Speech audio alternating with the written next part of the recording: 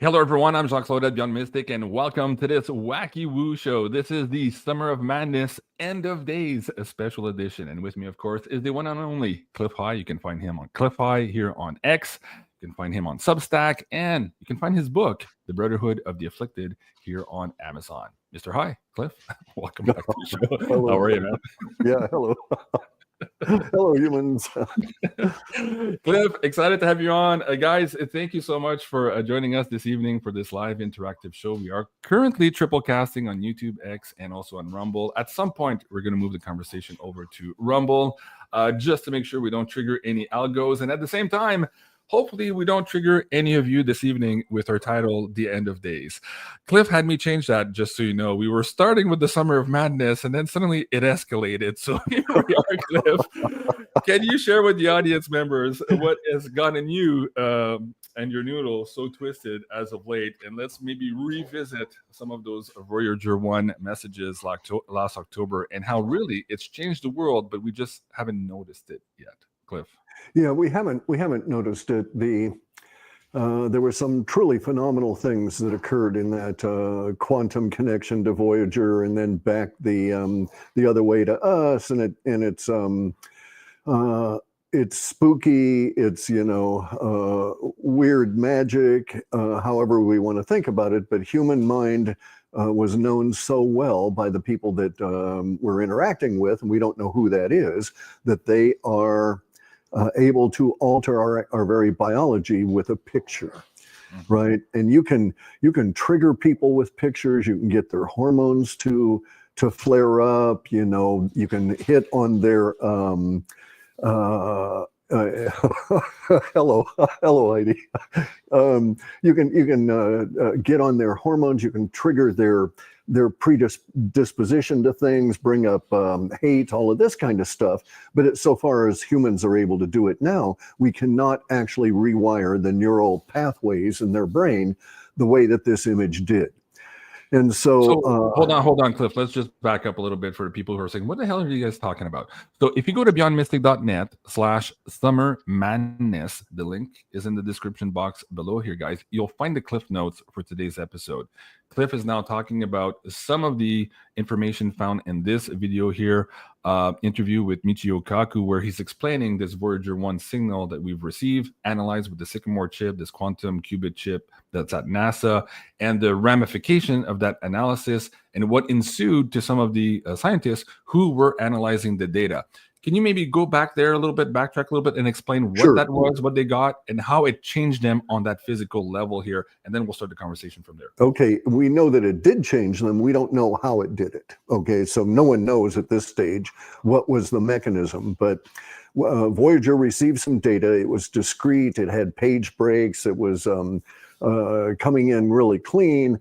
When it came in, it was evaluated by the computers, and the computer was instructed by the data itself to create an image, which several of these scientists were able to see. The image actually caused strange feelings for them for the following few days, and then they discovered that their neural pathways, I don't know how they discovered this, but they did discover that their neural pathways were altered. So I have a lot of questions as to how a lot of this came out, but we're not being fed any more information about it as a discrete event.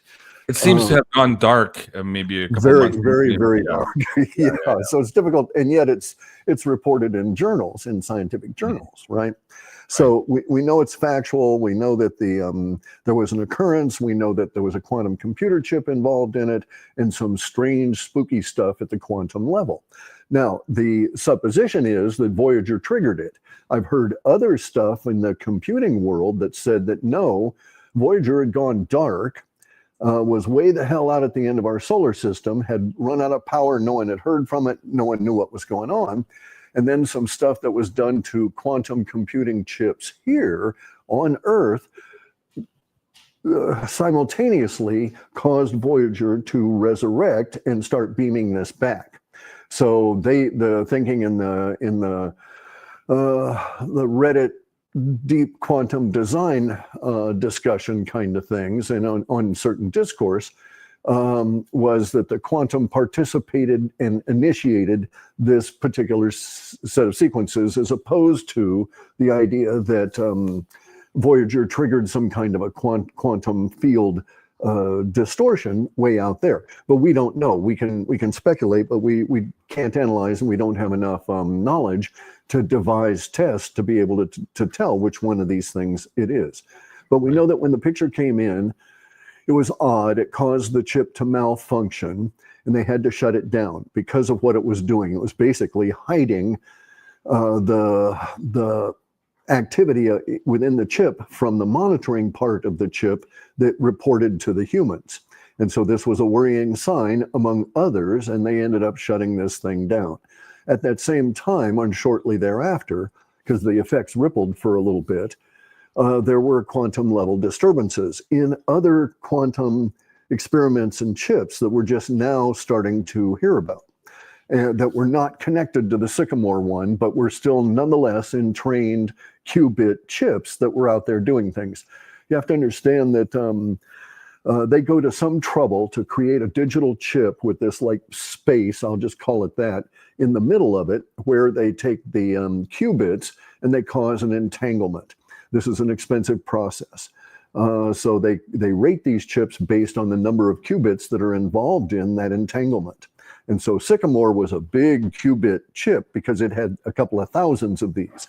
But after this incident, even qubit chips that were on the earlier phase and were cheaper, that only had a couple of quantum entangled qubits in them, even they were starting to go a little bit wonky. So there was some wider field effect within the consciousness field of Earth, humans, and all of our gear that resulted from whatever this incident was, this loop between the quantum chip out to Voyager, or just being fed from Voyager and back out that way. We don't know. And then the other quantum entangled chips on the planet with other computers as well, apparently. And also humans. There were also statistically viable, statistically measurable effects in humans at a quantum level within the consciousness field after the scientists had their neural pathways altered. Okay, and so just before the show here, we see Elon Musk referencing something, and I retweeted it. It should be on my timeline, and it's about we should think positively about the year 2022, right? Okay, so and also we note that the my forecast for Sci-Fi World beginning very shortly after the interview between Trump and Joe Rogan. And we had that on October 25th, or was it September 25th of 2024? The actual interview itself? Yeah. Was just before the election. So October 25th then. Okay. Yep. All right. Because this event happened October 19th, the Voyager event, right? And then December 3rd, we start getting into the UFOs, the orbs, and all of that kind of crud, right? And just for the audience to remember, Cliff had it in his web body. I think it was circa 2009 or 10 that this podcast, or the name, I don't think he had the name at the time. We didn't really know what podcasts were. We're going to interview this president, and you thought it was going to be Donald Trump. You had the remote viewers look at this. They looked at it in 2018-19, also saw it. And then eventually it manifested here just before the election. But you had that as a peg to us moving into Sci-Fi World, not necessarily knowing why. We could ascertain. But now, with this new information also happening at the same time, we're like, aha, there's a lot there, Cliff. And I have to say, this video and your Twisting the Noodle video, guys, you can find it on the Substack. Again, the Cliff notes are there on the screen for you. You mentioned how this was so significant, and me too. I grasped the impact of it. I had to watch your video and de-twist my noodle a couple of times. But I've shared this with other people, and they're like, "Oh yeah, that's cool." And I'm like, no, you don't understand. This changes everything. Right. Okay, explain why this actually changes everything in a little bit of time we have here in the intro, because it is very significant, this entering into Sci-Fi World, and really our whole planetary evolution is at stake. That's how big this is. And now we're starting to see the ramifications of that with the Golden Dome thing that Trump is trying to do, and all the crazy wonkiness around the planet. It seems to be all interconnected now. Cliff. Okay, so it is all interconnected. The Golden Dome thing is directly tied into this because of all of the space alien, non-human intelligence, however you want to think about them, interaction with our society and our technology. And that's, in my opinion, that's what Trump is dealing with, is a space-based threat for the whole Earth, not just for us, but I think he's leading off by covering this amount of the planet, but it's going to eventually go all the way around. Anyway, though, so in my opinion, we're in the singularity. And the singularity, although AI participates in it, it is not the AI singularity that Elon Musk and these guys would have you believe, being led by AI or AI becoming sentient or having consciousness. None of that. Okay, AI is simply a tool that will be participating in the emergence of the singularity that we're now in. It's the singularity that ends all days. Okay, so a bunch of things are all interconnected here, but the idea is that the AI will participate by revealing the event stream and the eternal now and the ontology to us in very sound and practical ways. So one level of it is the scientist level, where they're dealing with the quantum entangled AI on these quantum chips, interacting with this image, data stream, whatever, these beings, however that came across, and then also using it to determine and build better chips, etc. All of these things going to the idea of, as Michio Kaku says, that the AI is crossing over and interacting with the fundamental substrate of our universe, which turns out to be consciousness. Mm-hmm. Okay, and so that's why the consciousness of humans was affected by this quantum interaction with those first few humans, and it rippled out into our broader social order. Can you explain that very quickly here in this self-revealing noodle twist video? And guys, you can find that again in the notes. You said something akin to this thing might have installed itself onto humanity.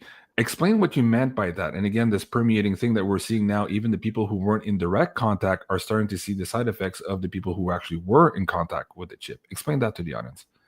So the idea is that all humans are within a consciousness field here on Earth. This consciousness field is synchronized by the Schumann resonance, 7.8 frequency, 8 hertz frequency. It involves the other life on this planet, all the mammals and so on, but they are not as participatory in this. This consciousness field was defined by Vernadsky as the noosphere. And so it really is that. It is an intelligence in and of itself. We're all interconnected mentally with all others. This is where we get psychicness. This is where you get telepathy, all of these kind of things, because it must exist, because we're all consciousness embodied and in an illusion that we call this common shared reality. And so when that image or the message came in, it affected some humans, which meant that it was in the consciousness field of all humans to some degree. And now it appears to be, I don't want to say, it appears to be growing. Okay, we don't know if it's escalating. We don't know what the effects are, but there are some effects, and a lot of people are now feeling them. And so, like I said, in that Elon Musk tweet, he's talking about how we no longer... in the 1900s, people were fantasizing about how cool the 21st century was going to be. And in my life in the 1950s, it was all about the Jetsons world that was coming in the 21st century. And now we don't even think about that now that we're in that 21st century, right? We don't even think about the 22nd century. This is a side effect, in my opinion, of the end of days, the way in which this singularity is altering time itself. So you can go back to Terence McKenna, and he described it that way as the end of time. And I really don't phrase it that way because it's not the end of time, but it's the end of the way that it's the end of time as we used to know it, right? If you'd lived in particular parts of the world, even up into the 1950s, you could live without ever seeing a clock. and your understanding of time and from clocks, also calendars, would be entirely different than the moderns that you might encounter in this world, right? And so there's a cultural issue that's well known to travelers, especially people that would go to like South Sea Islands or something like this. And then everybody starts getting synchronized on clocks globally. These things are like maybe from the 1200s. There are earlier versions of clocks, but mechanistic ones, gears, all of that from the 1200s onward. And so that basically is when time began, all right? Prior to that, people's didn't really consider time the way we think of it now. They wouldn't necessarily know what month it was, you know, they would read the stars to find out, and seasons, this kind of thing. Their mental description, their paradigm was entirely different. Then we get into this sliced up into the nice, neat little weeks, minutes, hours, seconds, so on. And it's persisted up until this point, and now that's dying. In that period of time, we come to the 24-hour day, right? This is linked up to Cartesian, to Descartes and the Cartesian geographical approach of framing our reality this way.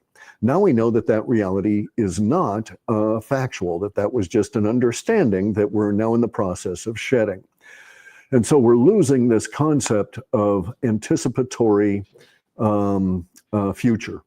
All right, so we live in the ever-present now, and so we're in the now, and we have a past that's separated by some distance, and we have a anticipated future that is also separated by some distance, but we think of ourselves as moving into that future and moving away from that past. And in fact, there is no movement at all. Time exists only in this ever-present moment. There's never any past and there's never any future. This understanding is going to emerge as a result of the singularity that we're going through right now. This understanding is called the eternal now.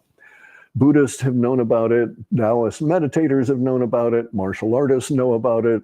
Bruce Lee took advantage of it. That's how he was so fast. Yeah. You know, so all of these kind of things. So it's not like it's a new concept, but what's actually occurring is that our sense of time is now being eroded to the point where it will corrode and break for lots and lots of people because of this emerging singularity. The singularity has to do with the soon, and even now to some degree, with the ability of humans to make quantum entangled logical chips, including quantum entangled analog computing chips, that will allow us to reach into the event stream and pull out information in a fashion able to be computed to deliver a report to us about our future. All right, but in so doing, just the mere fact that we will be able to seriously predict how the event stream is going to manifest stuff to us, it will point to it as an event stream and not as a future that we're moving into. That it will start changing our thoughts about how we interact with our reality. There's some ancillary thoughts with this. So I know people individually, and I know people through their professed statements on the internet that use the law of attraction and have made themselves relatively wealthy, healthy, and et cetera, right? Mm-hmm. And so these are people that demonstrate that this is feasible. Now we're going to get to the point where we will have science through these quantum entangled chips forecasting the event stream accurately to a level of granularity that we don't usually see with humans now. And in so doing, they will point to it as a churn, as an event stream, constantly sitting there, turning out the karma and so forth. And all of a sudden, humans' minds are going to flip over to a different way of thinking about this. Oh, aha, if it's an event stream, and I put energy out into it, I project out that law of attraction energy, then I can extract out of that event stream those things that are good, harmonious, etc. for my life. Right. And once you start having lots of people do that, the event stream itself will be altered by our consciousness interacting with it. So we're not, okay, so there's a brilliant interview out there with General Quas with Sean Ryan. He talks about space and in his companies and so on. He's a general. He refers to things in military terms, and he's talking about America dominating the electromagnetic domain and America dominating the space domain. Mm-hmm. And what we're talking about right now is that you and I are ahead of him, way ahead of him, because we're discussing the consciousness domain that is the substrate for everything and is the ultimate source of all energy, all power, all thought, etc., and how it can be manipulated within this physical material. Mm-hmm. Okay. Is that what the White House was meaning here when they said they had the technology to manipulate space and time? Are they alluding to this here, Cliff? They that. are. And it's not time travel. Okay, so Right. The big deal is, and what really irritates me about a lot of the woo-woo guys, is that they think that the past continues to exist and that somehow we can jump back into it. And the logical thought follows, well, if the past still exists, am I still in there doing something from the other day? And is it a perpetual horror of me constantly doing everything that I'd done on every single day forever, all the way back? And that's not how our reality is organized. So it's not possible for us to ever leave the eternal now. We can no more jump into the future than we can transit back into the past. The past is memory, and the future is anticipation. Neither of them are a physical reality, and they never will be. They're simply a mental construct. And we only live in the eternal now. In the eternal now, there is no day, okay? Right.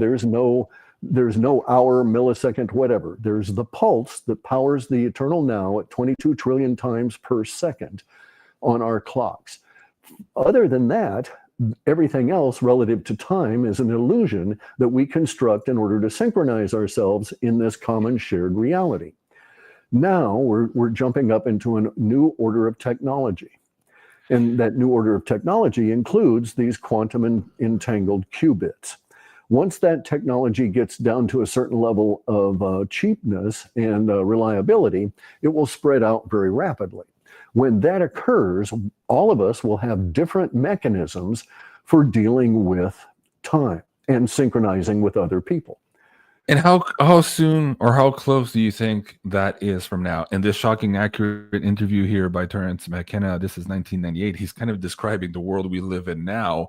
What you're describing, how close are we? Months? We're in it now. We're in it now. Okay, so there is no future. It's not coming in the future. It's here now with us. It's emerging out of the event stream. And so that event stream is spewing out everybody's karma, individually and collectively, and it's a giant, huge event stream spew. So not everyone is going to be cognizant and aware of these effects at this instant within the eternal now. But you'll find people all over the planet that are aware of that right now. And so we're getting a different level of temporal synchronization. And once we have these devices, I don't know if they'll be like a tricorder. I don't know if it'll be like a smartwatch, but these will be a quantum entangled personal assistant, if you will, right? And it can keep you synced up with things going on all around the planet. And time, even now, time is no longer meaningful. It's meaningless there, right? That's why I gave you the code for Heidis Clock. Okay, so I had Grok I knew Heidi would bitch about this, but about time going away, right? So I had Grok produce a calendar clock that would provide Heidi with this concept of continuing duration, even though there's not going to be a meaningful day per se. And I just had it spit out the code to provide a simple clock, and people will start using this, and you'll start seeing these clocks appear all around the planet as we get further into the singularity. And the issue is, when does a clock start? Okay, because it begins at the inception point of the singularity becoming recognized or realized.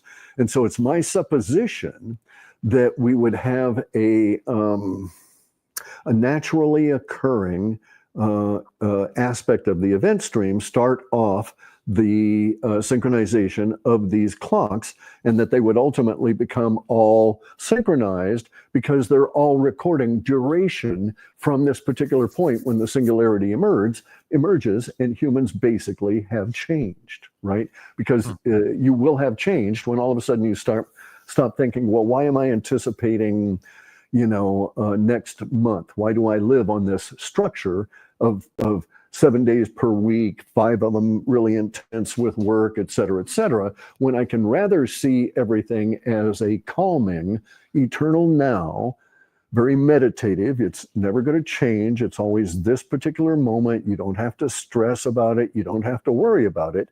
And the event stream is continuing to throw at you all of the stuff, the karma and everything that you have to deal with in this life is being presented to you. And so you don't have to structure your head in this artificial way that adds the stress to your body about this natural process of being a consciousness embodied as a human within the eternal now in the event stream in which the ontology is directing some of those events in order to talk to you. So guys, if you want to understand what he just said, go back and watch our last Wacky Woo. In the cliff notes there, he provided us with graphics of exactly what he's describing now, seeing yourself within that event stream. Those files are still on Beyond Mystic. I have a question for you, Cliff. As you're talking about this, something is hitting me. So maybe 10 or 15 years ago, I had this old gentleman who was sharing stuff with me, and I realized after the fact that he was probably in one of these secret societies. Going back at it now, I wish he were still alive and I would ask him more questions. But at any rate, he had told me something, and you reflected on this maybe 10 years ago. You were talking about how magi's and people who have abilities around the world can manifest their reality, and the difference between manifesting with grid, manifesting with energy, or consciousness, right? And what he had told me was that humans need to understand that even those magi's who are manifesting reality, because we live in this duality construct, whatever they manifest, they're also manifesting the opposite of it. Sometimes it comes back and bites you in the ass in a big arc later on. What you're describing now, mining the event stream, is what he was describing to me as manifesting from the 0 point without the duality, without the negative component. And okay, says, that negative component was karma. Okay. Yeah, but go ahead. Okay, so that's my point. So he says when humanity realizes that, it's game over for the control system and the matrix that we currently live in. And as you were saying that, I'm like, dude, that's what he was talking about. I wish I can go back to him and ask. And now, so that brings me back to another question. In one of your videos, I think it was a Twisting Noodle or perhaps a subsequent one. Wait a second. Hang on. Okay, so that's why the qualia I sent you right before the show, the pirate flag, right? Because pirates are self-sovereign. They only pay attention to themselves and universe, right?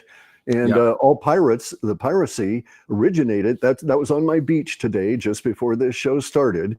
There's no reason for them to be right out in front of my house doing that. They were there for only a brief few minutes for me to take that photo, and then they were gone. So, it was a qualia, right? Because I have a pirate mentality, self-sovereign. I don't listen to authority. I basically don't care what they say. And I refuse to accept karma that derives from their system. Okay, and you can do this. You can be karma free in the sense of that loop coming back to bite you if you approach things in a different view of our reality. You need not create the other negative side of those actions. So this is what indeed happens with a lot of people with the law of attraction. They'll attract a huge amount of money or whatever was their point of attraction, and along with it comes all of the baggage that you get with that stuff, right? Yeah, it's like the guy who wants to be a rock star. He manifests that through sex magic, whatever. He becomes a rock star, and then he catches syphilis because he's sleeping with too many women. So he gets the well, okay, all right. That's kind of a short-term kind of a thing. Here, though, the real horror is that he would have to sell his soul and participate in evil acts, right? And distort his future in order to obtain those riches, right? Right. So there's karma is a real engine, and it has repercussions all the way through. Right. You can eliminate karma by not having attraction or energy projection into any results. So it's difficult to do, easy to say, but it's very difficult to do. So if you put $1 in on a lotto and you want to avoid the karma on it, you have to just basically not care whether it wins or not, right? You literally have to just discard that totally. And then if the winnings come on in, you have to have a particular kind of a mindset in dealing with them, not to take on the karma that would be usually associated with that. Right. So we're going to have to study this stuff at a very deep level. We have past societies that have provided us with some levels of guidelines we can get into, but I'm of the opinion over these next few years, because of the AI showing us how the event stream works and being able to mine it, that we'll be able to come up with some practical, philosophical kind of an approach to navigating life and minimizing karma as you go through. And that's a giant game changer for all of us. All of this, the whole singularity, is changing the nature of humanity. Humanity is actually emerging now as a cohesive consciousness around this planet as sci-fi world emerges, because of the singularity and because of how the impacts on these individuals that will no longer think of time in a fashion of a day. Now, coincidentally, we also have qualia. So universe talks to us. Universe talks to us through words, through the actions of others, through flocks of birds, if you know how to read them, through the changes of currents, through sand shift, all different kinds of ways. These are all individually called qualia. A qualia is the smallest level of dynamic action to communicate meaning between two sets of consciousness here in this materium. In order for a human to have a qualia with someone else, and in order for me to communicate meaning to you and your audience, I have to use a long string of words. The universe can come along and just have a bird, an eagle, fly by, and that triggers me because of my relationship with eagles or whatever, and I get a qualia out of that because it's the universe providing me with meaning. Just as it provided me with meaning with the pirate flag being down there for a few minutes just ahead of this show, right? And so these are the qualia. It's unbidden. Those guys don't know they're connected to me. They don't know that they're providing a qualia to me. They're doing that for their own damn reasons, which they are. Universe just had it all organized that it provides me with this meaning as well. And so the nature of qualia will be examined. Well, humans are qualia perceptors. Animals are as well, higher animals, cats, dogs, this kind of thing. We're qualia perceptors, but for the most part, we're qualia deniers because we're exactly. Yeah. Well, that's the structure of the paradigm, right? As that paradigm, as humanity emerges, the gritology paradigm is going to fall away, and we'll recognize ourselves in our psychic reality as qualia perceptors, and to a great degree, psychicness is simply the perception of qualia at some level. So a telepath is getting a qualia in the sense of energy from some other person's mind coming into them, however it may transit, and it gives them meaning, and there you go, right? Right. Okay, so universe can do this with us at the very smallest level because universe knows our minds. We're just embodied in consciousness in a larger field of consciousness. And so knowing that, it's easy to trigger us individually with just a small word here, a gesture, something, that appears, that provides that level of meaning. Once we understand that the universe is talking to us constantly and wants to advance us and aid us by showing us like flags, pirate flags, literally, hey guy, go ahead, that kind of thing. Then you start paying more and more attention to this, and you find more and more qualia entering into your life. For the people who are interested in this and going a little bit deeper, explain the Japanese yoga book quickly.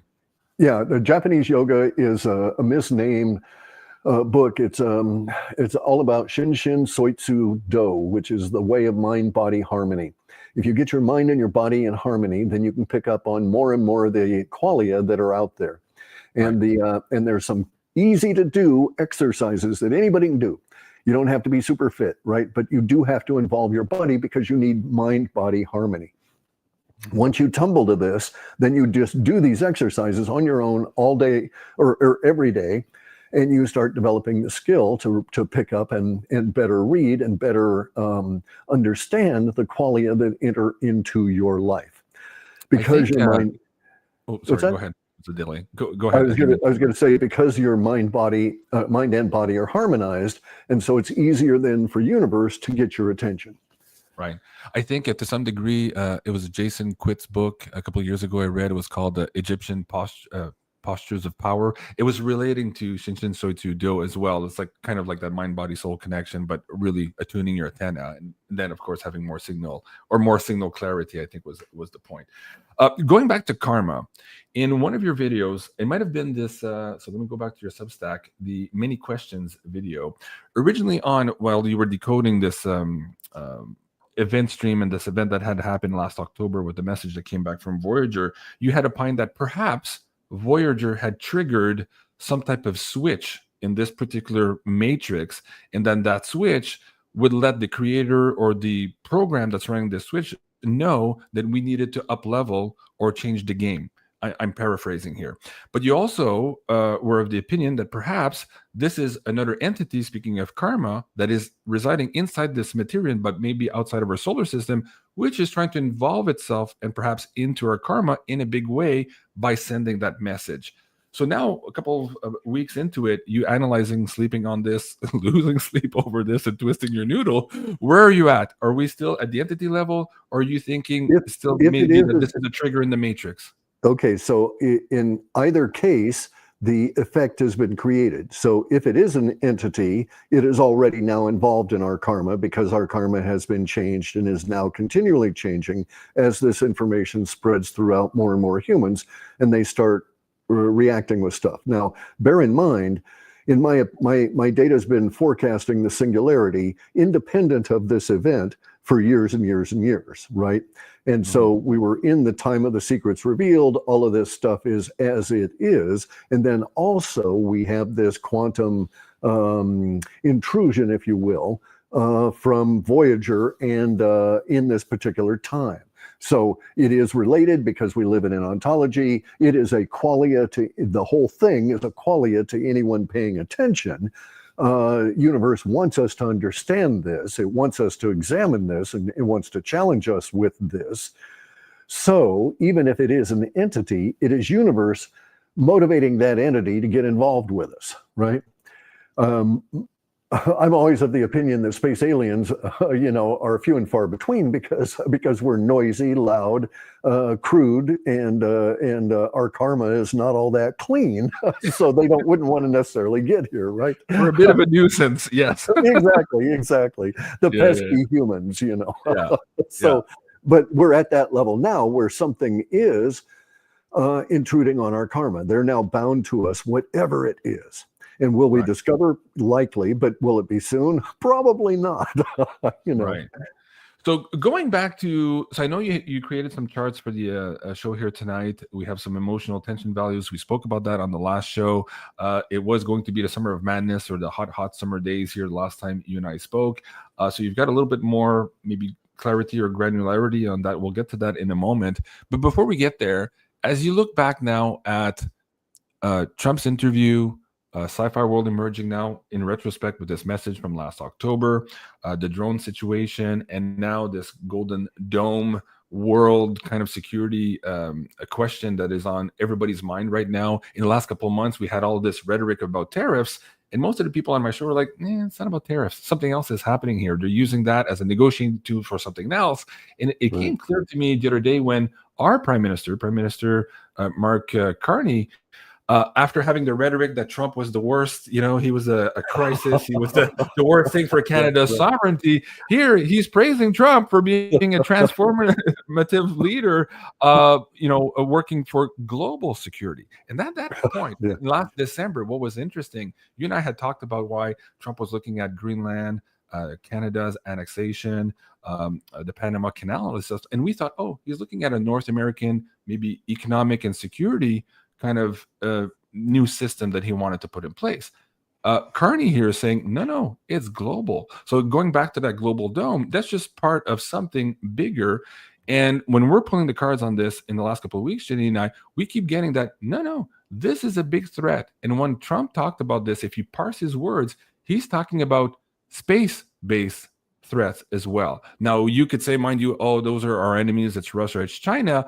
But if you parse the words carefully, it's larger than that. So again, based on this message, based on this qualia, based on this Voyager message coming back, how do you think that connects right now to these world leaders seemingly all agreeing after these tariffs and now having these new trade deals and apparently working hand in hand, as though Trump was right here when he referenced the what's his name? Reagan speech at the UN, right? How we would all unify if we had this common threat that came from outside. So I think that's very fascinating. Did you make that connection also when you saw Trump's speech about the globe? Okay, go ahead. Yeah, so Trump, I thought Trump was, I have a lot of respect for him that I didn't used to as an individual, right? As an actual leader as opposed to a puppet. But I think what he was doing with the tariffs was getting everybody all riled up as he attempts to create a, for lack of a better word, a global military response, okay? If you would, a global world order, okay? Not a new world order or anything, just a unified humanity response to something else. And you can see, I think, that he would go to these people with these outrageous tariffs and they say, we're not going to do it, blah, blah, blah, contention, bad words and so on. Then he says, well, hey, if we do this, we can lower the tariffs and you'd be included in this global protection thingy, right? You'll have to help pay for it, but we're going to also cover your ass. And, and if not, we're not, you can deal with whatever the hell, right? But there is like we're pining here, and that kind of makes sense. It makes sense to me. But I was talking to people in January and February, and they were like normie people, and they were legitimately pissed off because the mainstream news, oh, Trump is erratic, he's being stupid, he's like, man, he's not a moron, he's not erratic, he's not stupid, he's got a mess his manifs. And my friends would tell me, well, why didn't he just tell us what he really wants? I'm like, maybe there's a space alien threat, and you guys would freak out. And I didn't know at that time what we know now, but now suddenly, oh shoot, that starts to make sense now. So my question is, do you think that they're going to divulge that anytime soon? Do you see a peak in your data to where this is mainstream conversation about, hey, there's a space threat? This is July. This is the peaks in July, right? July and August. And then it really ramps up in September, October, and November. And they two big upthrusts of building tension, July and August, and then September, October, November, share certain characteristics across the sets that are causing that, including a lot of sets within the military. I don't think it's going to be a global war or anything. I think instead it's going to be a realization that Earth is going to have to adopt humanity is going to have to adopt a different stance relative to what's outside of our normal consideration, which is, space aliens, etc., right? However they're going to be framed. So you're going to have people calling them interdimensionals and all this other kind of stuff.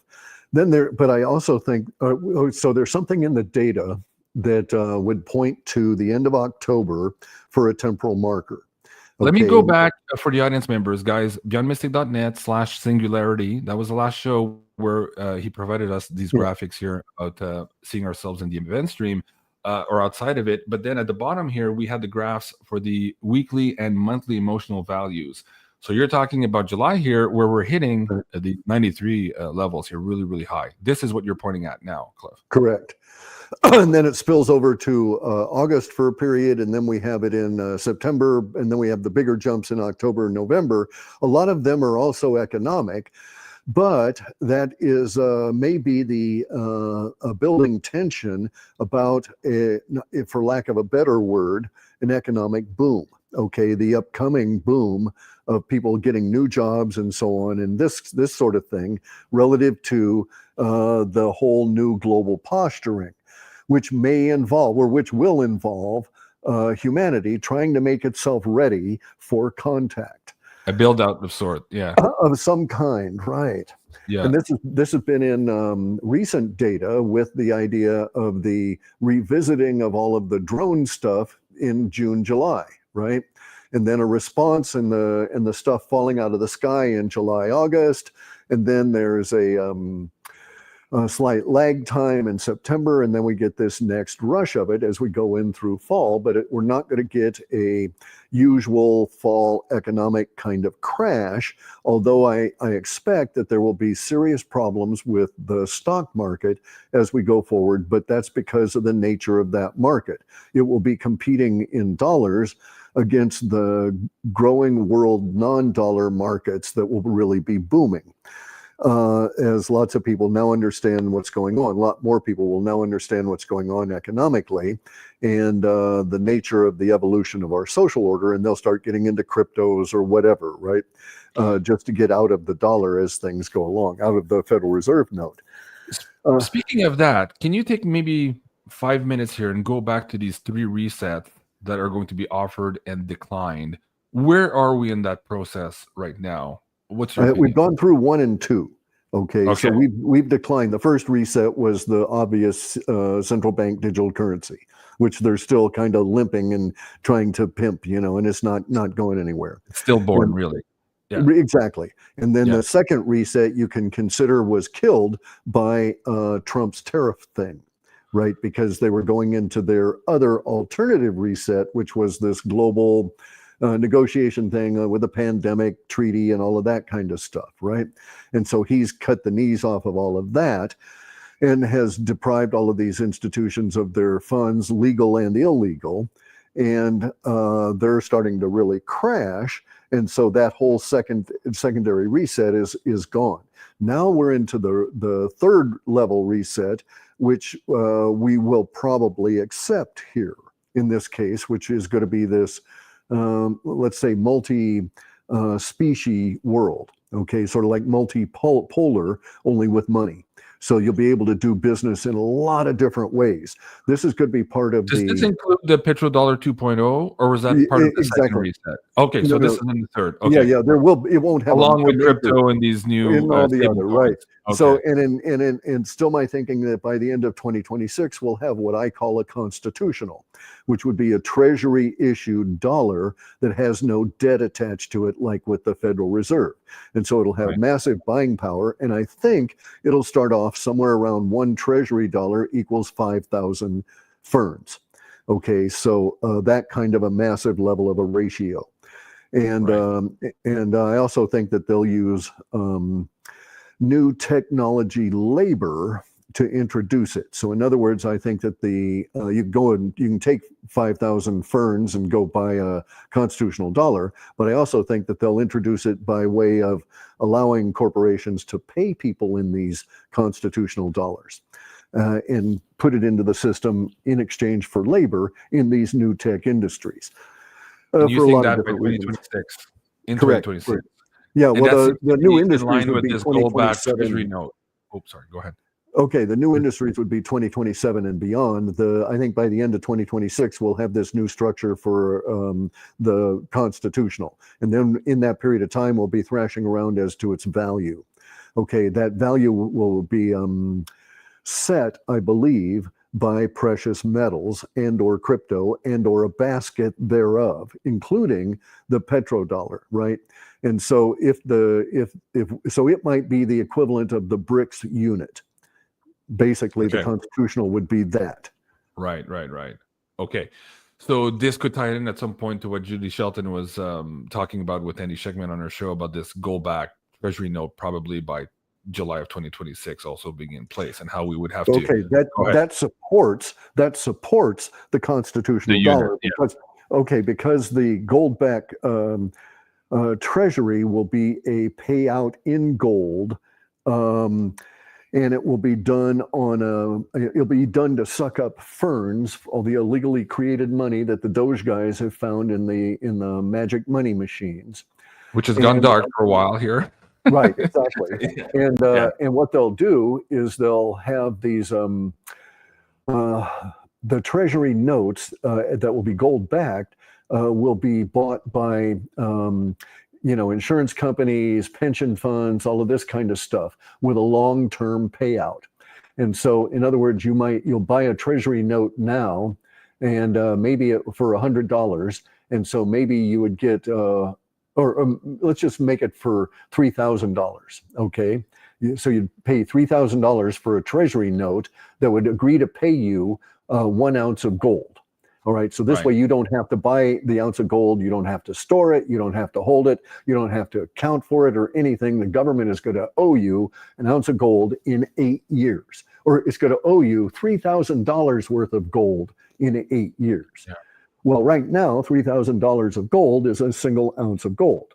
In 8 years from now, maybe $3,000 of gold will be 1/10 of an ounce, or 1/20th, or 1/100th of an ounce. So the government won't have to pony up hardly any gold at all to redeem these treasury notes. And in the meantime, they're sopping up all of the fake money, right? And so it's a good scheme all the way around. And it also aids the level of business and so on, because it provides a sort of like a holder of last resort. Okay, so we don't have, the Federal Reserve is known as the lender of last resort. So their entire system is all debt-based. We can have a holder of last resort, which means we hold the value. We don't hold the debt. We would hold the value of cryptos, a basket of oil, gold, silver, yada, yada, yada. And that's our constitutional dollars. And continuing to hold that makes the nation wealthier over time, reducing the level of obligations they actually have to pay out. And part of this would be structured by the tariffs. Right. And this provides, in some way, a softer landing as opposed to the crash we would have had if we had to not even that. It's a transition. There is no crash. There is no landing. We're just going to sag a little bit. And as we sag down from one system, we're going to rise up into the other as we transition into sound money. What's always killed all of the previous species, all the fiats, is that transition out of them. Fiat currency has never lasted beyond the US dollar. The Federal Reserve note is the longest lasting fiat currency ever. And it's only been 100% fiat since 1971, when we got taken out of the gold window, right, by Nixon. And so we're talking about 54 years there. But anyway, so most of them, when they crash, they take down the social order. You have the, Weimar Republic becoming Nazi Germany. That kind of thing occurs if you have the currency go totally flat out. So my respect for the Trumpitos here is increased, because I think I'm seeing the early signs of them with doing this kind of a transition. And that transition is doable, and it is manageable, and it's a sound, practical way to achieve this and to keep the society functioning as well as it is as you build it up. Yeah. In one of your videos, I think it was in November, December, it was probably the one that irked a lot of the audience members. The title was Trump Fucked Up or something like that. Yeah. You had talked about these 3 resets, but then you had the 0 at the end. So we had the 1, 2, 3, and then until we get to the 0, you were referring to 0-point energy. Right. So my question is here, if we're going to accept this 3rd reset here, this what you call multipolar world, where we have all these different currencies and something backed by gold, similar to the unit and the BRICS, what's the lag time between us accepting that and then getting to that 0 to where 0-point technology changes the whole game? Is that really quick? Okay, it's happening here simultaneously. It's happening simultaneously. Okay, so we'll accept this multipolar approach to our sci-fi world, which I think is best, actually, that you don't have any central control, that there is contention among all of these various different methods. But we're going to accept that, and they're going to bring out 0 technology. They're just not going to announce that they're bringing it out, and they're going to sort of sneak it in. So what they'll do is there will be some kind of a government effort, probably as part of a like a labor drive to get people back to work. And they're going to do like a CCC, a Civilian Construction Corps from the 1930s. Only here we'll rebuild the infrastructure in the electrical system. We'll be building data centers and all of this kind of thing. Along with that, in the power parts of it, they'll sneak in 0-point energy generators. They just won't tell anybody. And they won't increase electricity prices. They'll just let the generator kick in the electricity, make the system more stable, and they just are not going to tell anybody because they don't want that technology to spread out. It'll be introduced in surreptitious ways where us regular guys wouldn't see it. We wouldn't necessarily know it was there. It'll just be folded into our existing electrical grid. But the effects will be that we'll have Well, you had in your data that some people would start creating this in the garage, and we'd have this innovation boom and this right. culminoric effect of that info leaking out, so to speak. And you also had the deep underground buddies selling that stuff when the dollar dies. How does that tie into that equation? Well, we already have the language about the deep state guys selling the state secrets, right? The CIA was saying that just last week. Yeah. Right, exactly. So Yeah. we're there now, right? So we're Yeah. at that temporal marker. Yeah. Okay, so people will indeed tumble to the 0 point technology, okay, and it will spread. It's just not going to be spread by big corporations cranking out 0 point technology generators, but it will be spread by the guys that have to deal with them, have to put them into the grids and this kind of thing. They have to think about them. They go home in their garage, they're noodling on it, they're making their own, this kind of stuff. It's going to spread in its natural kind of organic fashion. So even in Africa now, there's a guy that has discovered how to convert radio waves into electricity. And I think it's in, maybe it's Ghana, some country down there, this scientist there, or this kid, whatever his level of understanding or of status, has converted the president's car over to 0 point technology. So he doesn't need to get fuel. He's got a SUV that they reworked it, and it had an electric motor, or they got it or something, and now they've got electric motors that are running off of radio waves. And just the general Quas on the Sean Ryan show is talking about solar in space beaming down radio waves, which are converted back to electricity, and off you go, right? Mm-hmm. So we're going to have a lot of these different approaches come on in, and as I say, it'll come in surreptitiously.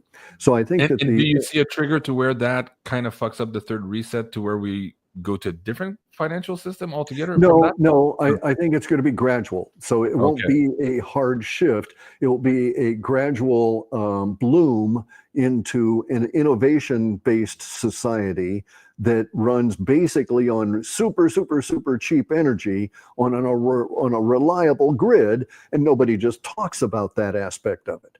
And in fact, I can see that occurring as we're going forward here, because there will be so much else to distract humans talking about that kind of thing, just like with your normies saying that, no, we don't care about that, about the image, right? Yeah. Okay, that part of it, though, will start intruding on so many other people, because these normies will then wake up and one day they'll say, no, wait a second.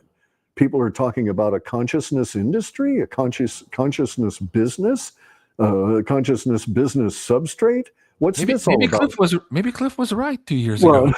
No, they won't know about me, right?